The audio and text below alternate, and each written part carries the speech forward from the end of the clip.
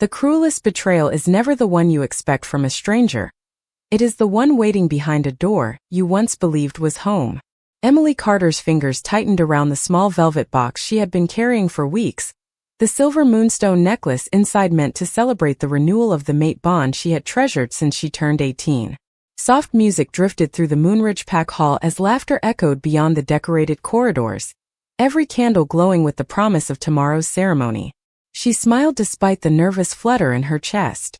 Derek Hayes had been distant lately, always claiming pack business demanded his attention, but tonight she wanted to believe every whispered excuse. She wanted to believe love could still sound like the vows they had once exchanged beneath a full moon. As she reached the private family wing, voices slipped through a slightly open door. Derek's laugh stopped her where she stood. It was followed by another voice she knew almost as well as her own. Olivia. Her older sister. Emily's heartbeat slowed instead of racing, as if her soul already understood what her mind refused to accept. She didn't mean to look. She only wanted to call Derek's name. But one glance through the narrow opening shattered every dream she had spent 4 years protecting. Derek stood close to Olivia, their hands intertwined as they spoke in quiet voices. There was no misunderstanding hidden in what Emily saw, only comfort, familiarity, and a future they were already planning without her. "She'll never leave on her own," Olivia murmured with calm certainty.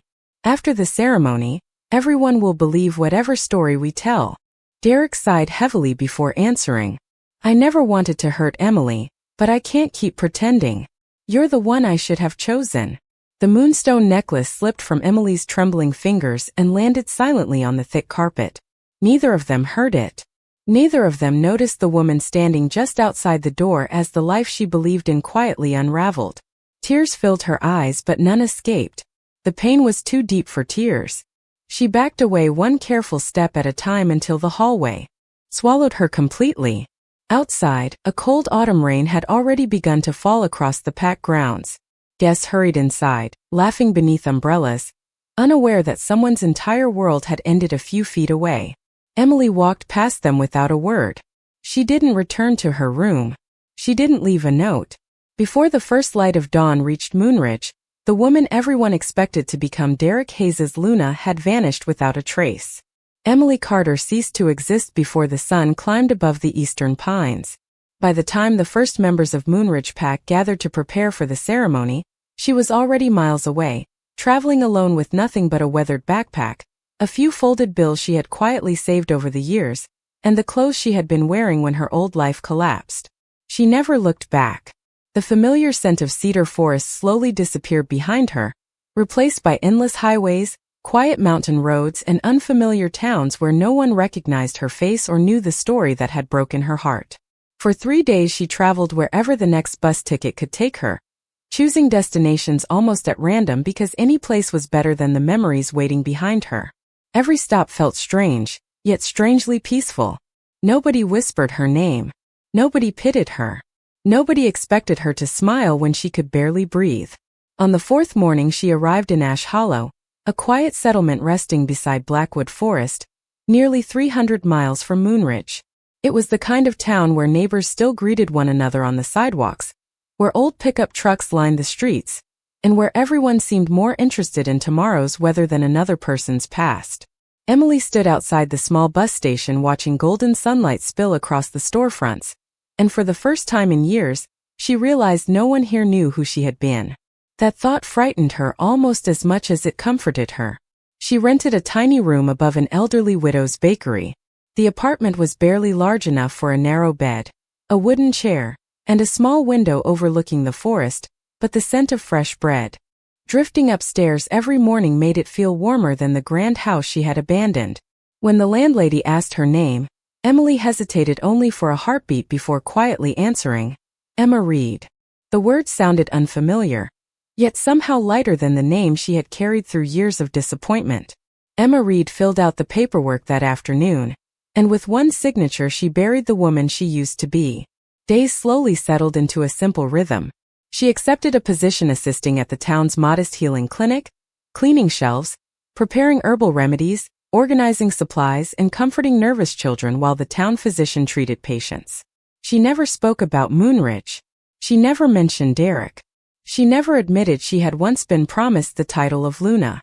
Instead, she listened more than she talked, smiled politely when customers thanked her, and found quiet satisfaction in helping strangers leave with lighter hearts than when they arrived. Even so, every night before falling asleep, memories returned like distant echoes. She still heard Derek's voice. She still remembered Olivia's calm smile. She still wondered if anyone had searched for her, or if her disappearance had simply made their plans easier. Eventually she stopped asking herself those questions because the answers no longer mattered. The woman who had waited for someone else to choose her future had disappeared with the rain outside Moonridge Hall. In her place stood someone learning, one quiet sunrise at a time, that healing was never loud.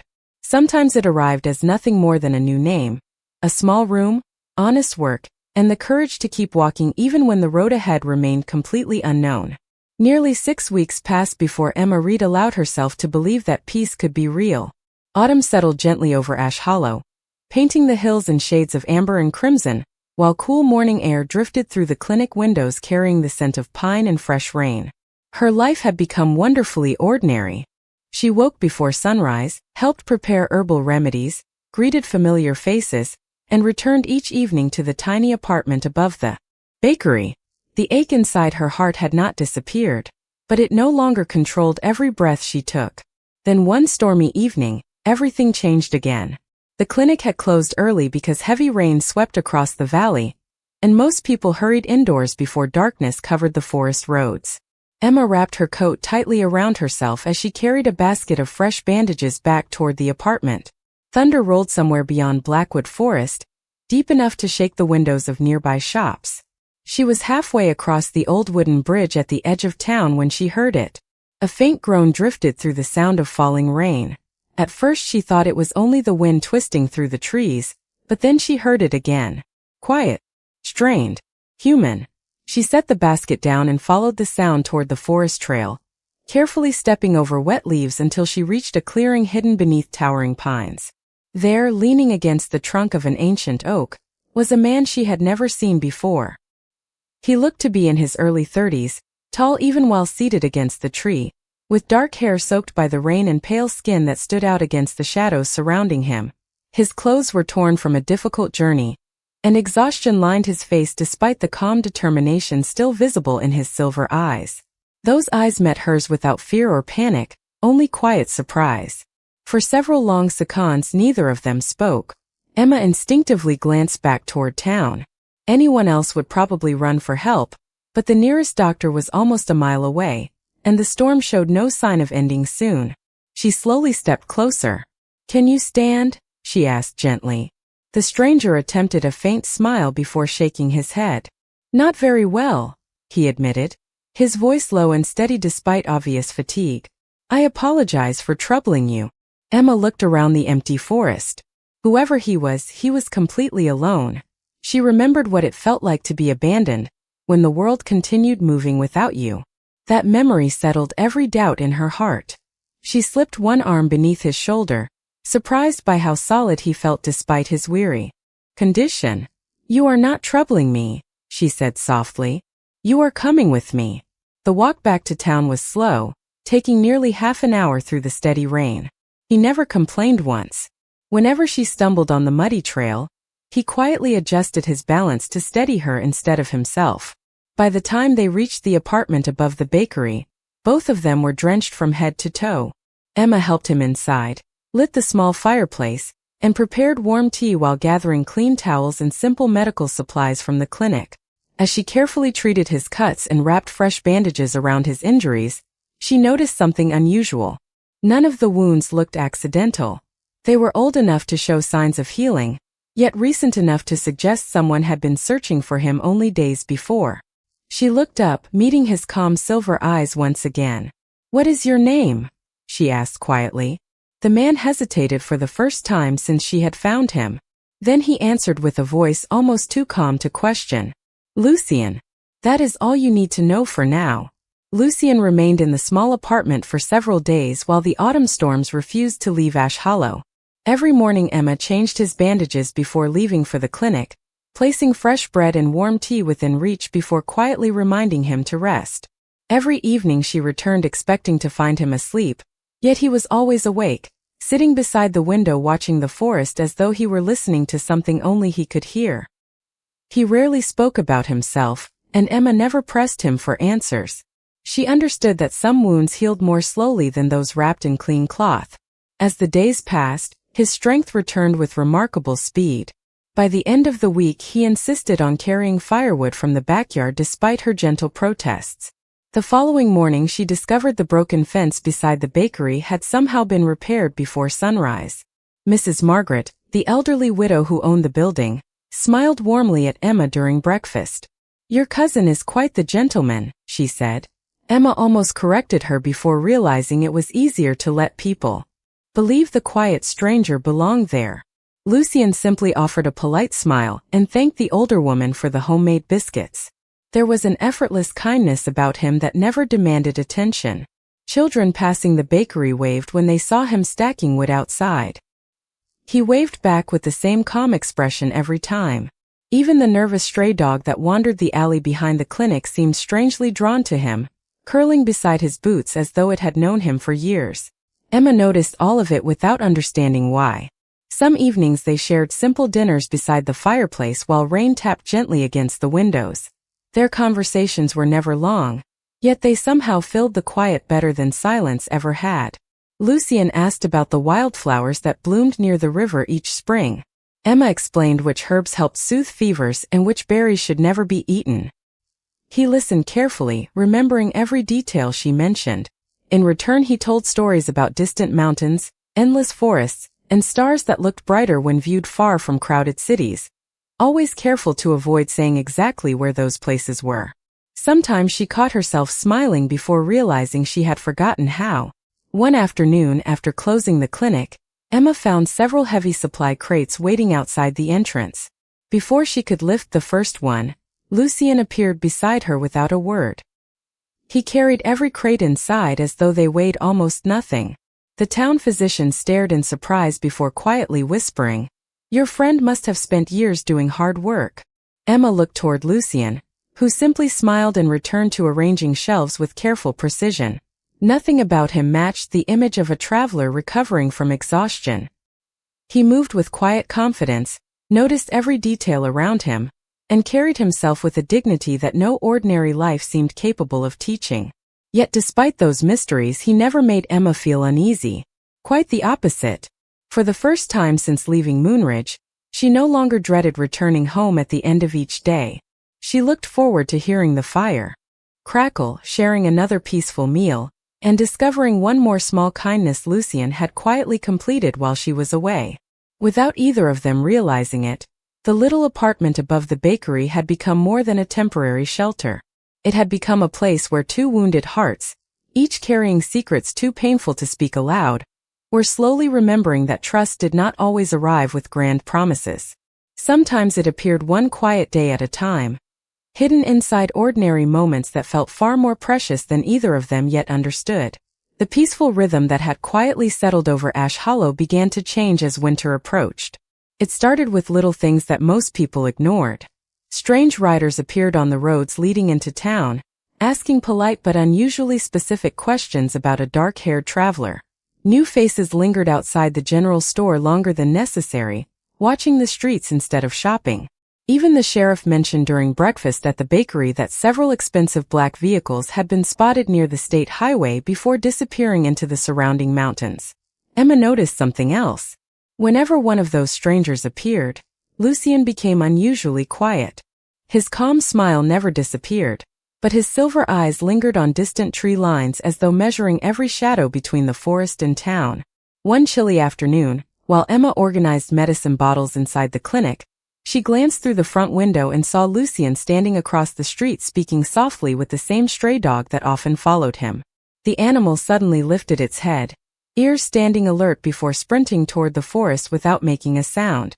Lucien's expression changed for only a brief moment. It was the first time she had seen genuine concern cross his face. That evening he insisted on walking her home, even though the streets of Ash Hollow had always felt perfectly safe. They had nearly reached the bakery when Emma noticed three unfamiliar men standing beneath the old street lamp across the road. They wore dark coats despite the mild weather and seemed less interested in the storefronts than in quietly observing everyone passing by. As Emma and Lucien approached, one of the men looked directly at Lucien before subtly nodding to the others. Something invisible passed between them. Emma felt it immediately, though she could not explain why. She instinctively reached for Lucien's sleeve. "Do you know them?" she whispered. Lucien kept his voice steady. "No. But they know me." Before Emma could ask another question, the three strangers calmly crossed the street. None of them appeared threatening. One older man stepped forward with respectful posture and spoke in an even tone. "Sir, we have finally found you." Emma looked from one face to another in confusion. "You have the wrong person," she answered before Lucien could speak. "He has been recovering here for weeks." The older stranger smiled politely, but his eyes never left Lucien. "Miss, we have searched half the country. We are only here to bring him home." Emma's heart tightened. Home. Lucien had never spoken of having family. Before anyone else could move, another unfamiliar sound echoed through the quiet street. Several dark vehicles rolled slowly around the corner, stopping near the bakery one after another with remarkable precision. Their doors remained closed, but the atmosphere around them felt heavy with quiet authority. Neighbors stepped onto their porches, exchanging puzzled glances as the peaceful evening suddenly became filled with silent expectation. Emma instinctively stepped closer to Lucien, placing herself between him and the strangers without thinking. She had no idea who these people were or why they had come, but she remembered the exhausted traveler she had carried through the rain, and that memory mattered more than unanswered questions. Lucien looked down at her with an expression she had never seen before. It was not surprise. It was gratitude mixed with quiet regret. "Emma," he said gently, "you should go inside." She slowly shook her head. "Not until I know you are safe." For a long moment, the entire street fell completely silent. Then Lucien released a slow breath, lifted his eyes toward the waiting vehicles, and the calm traveler who had spent weeks chopping firewood, repairing fences, and sharing simple dinners beside a small fireplace suddenly carried himself with the unmistakable presence of a man who had never truly belonged to an ordinary life. Emma could not understand why the entire street had suddenly fallen into respectful silence. The three strangers who had approached only moments earlier stepped back without another word, lowering their heads as if waiting for permission to breathe. Then the doors of every black vehicle opened at the exact same moment. Men and women dressed in dark formal uniforms stepped onto the pavement with perfect discipline. None of them reached for weapons. None of them spoke above a whisper. Instead, they formed two quiet lines stretching from the vehicles to where Lucien stood beside Emma. Curious neighbors gathered along the sidewalks, exchanging nervous glances. Mrs. Margaret slowly removed her flour-covered apron as she stared from the bakery doorway, unable to believe what she was seeing. Even the town sheriff, who had walked over after hearing the commotion, quietly removed his hat without anyone asking him to. The older man who had first spoken finally took one respectful step forward before lowering himself to one knee. The others immediately followed. Dozens of voices echoed together with absolute unity. "Your Majesty, we have been searching for you." Emma felt the world tilt beneath her feet.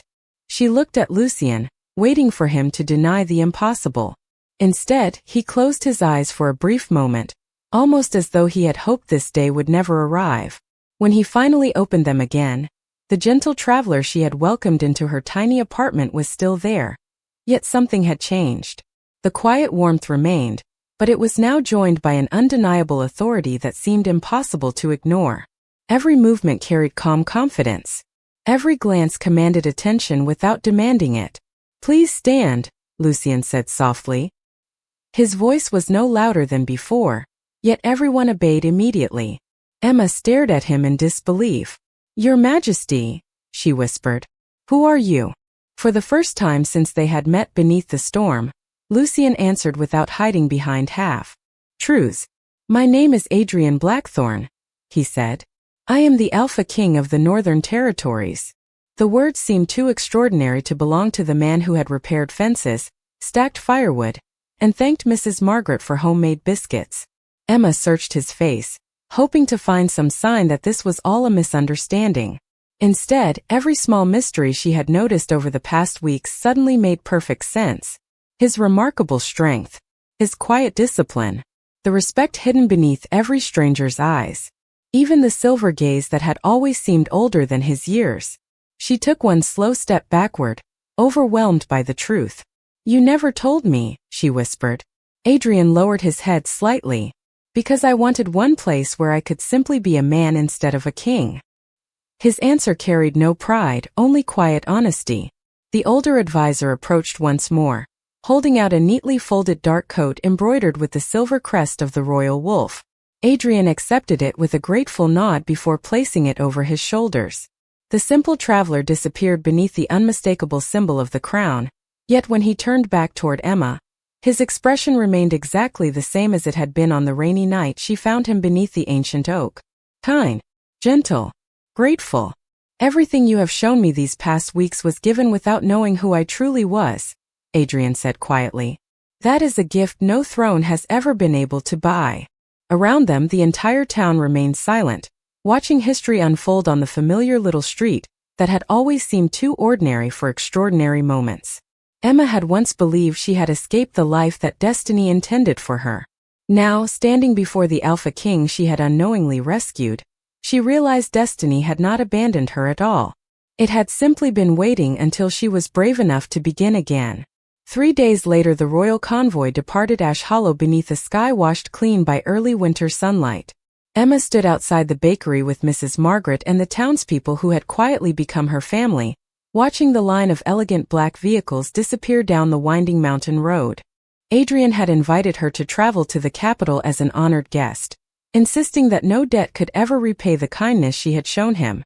After a long night of uncertainty, she accepted, not because he was the Alpha King, but because she sensed that walking away now would mean running from destiny for a second time. The royal capital rose beyond the northern hills like something from an old legend, its towering stone walls surrounded by silver forests and peaceful lakes that reflected the pale winter sun. Everything felt impossibly grand, yet Adrian made certain she never felt out of place. He introduced her to palace staff with the same quiet respect he had shown the first day they met, never allowing anyone to treat her as anything less than a valued guest. Days passed peacefully until an announcement echoed through every corridor. Representatives from several northern packs had arrived to discuss a new alliance with the crown. Emma paid little attention until she overheard 2 attendants quietly reading the guest list. Moonridge Pack. Alpha Representative Derek Hayes. Senior Delegate Olivia Carter. The name stole the air from her lungs. She had imagined many endings to the life she left behind, but she had never imagined seeing them again beneath the roof of the Alpha King's palace. That evening she stood alone beside the palace garden, staring across a frozen fountain as old memories threatened to return. Adrian found her there without a word. He noticed the sadness in her eyes before she spoke. "They are here," she whispered. "The people I ran away from." Adrian remained silent for a moment before gently asking, "Do you wish to leave?" Emma slowly shook her head. Months earlier she would have disappeared before sunrise.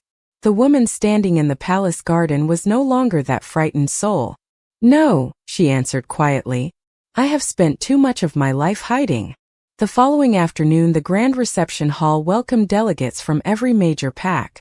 Crystal chandeliers illuminated polished marble floors, while musicians filled the air with soft melodies.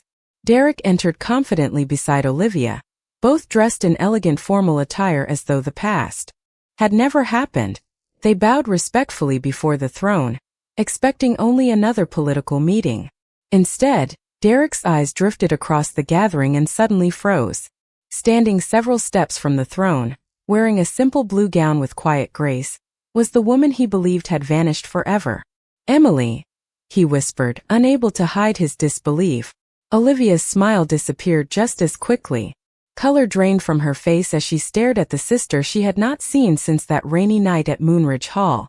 Neither of them could understand how the forgotten woman they had betrayed now stood calmly inside the Alpha King's palace, welcomed by every royal attendant with unmistakable respect.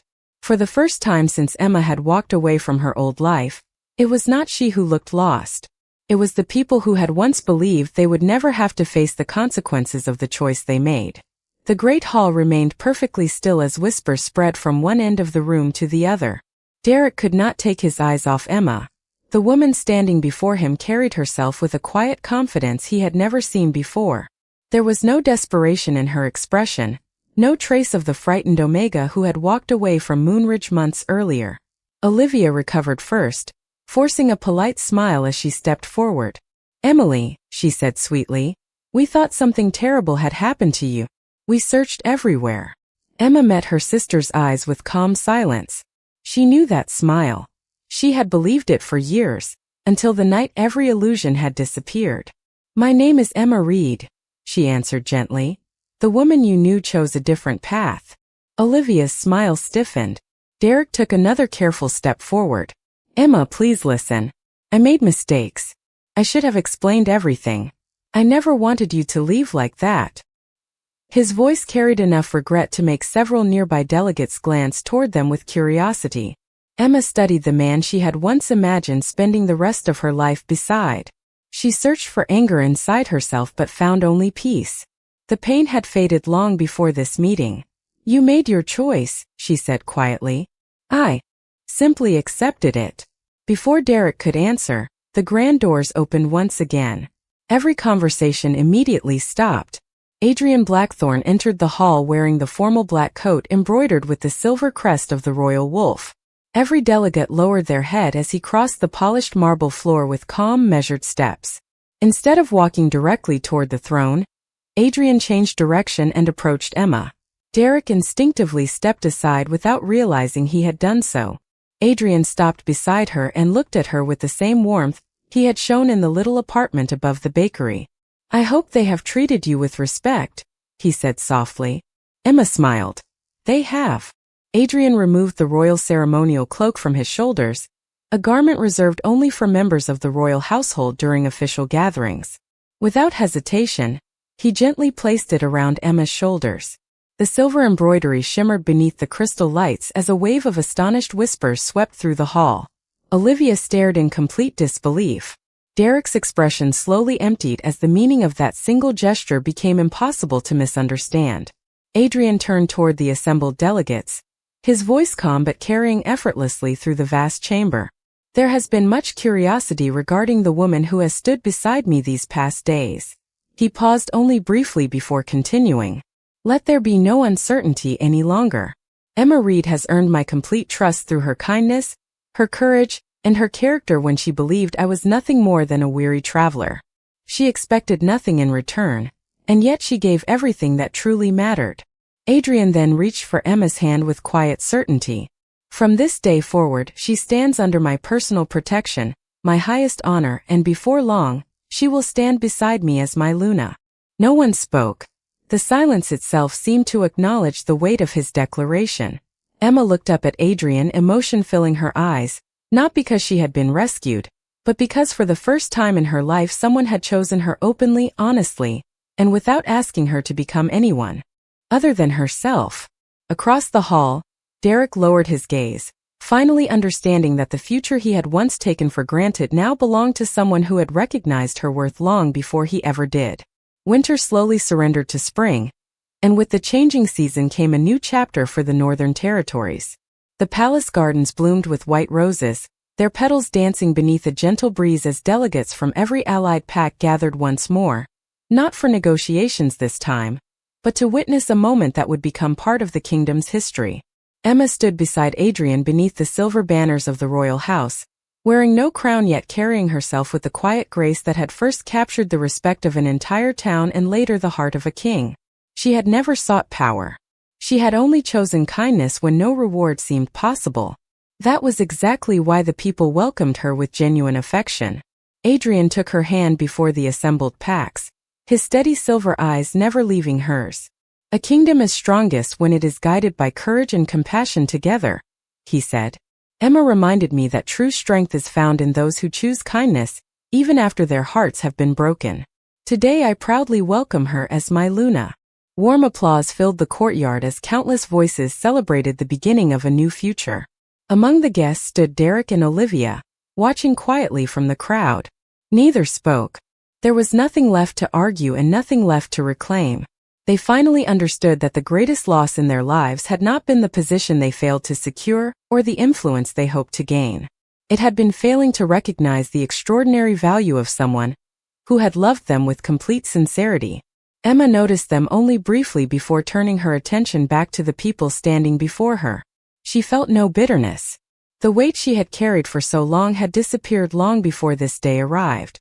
Forgiveness did not erase the past, but it freed her from living inside it.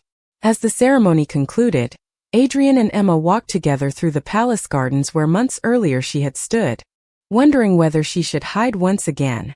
Now she smiled as children ran across the pathways laughing beneath the flowering trees, their joyful voices echoing through the peaceful afternoon. Adrian quietly slipped the old moonstone necklace into her hand. It had been recovered from Moonridge after her disappearance and returned through the royal archives. Emma looked at the small stone that had once symbolized a future built on broken promises. She smiled softly before placing it inside the palace chapel as a reminder, not of betrayal, but of how far she had come. Some endings feel like loss when they first arrive. Yet sometimes they are only quiet beginnings wearing the disguise of heartbreak. The woman who disappeared into the rain believing she had lost everything eventually discovered that destiny had never closed its door. It had simply been waiting for her to find the courage to walk toward a life where she would finally be loved, respected, and chosen exactly as she was.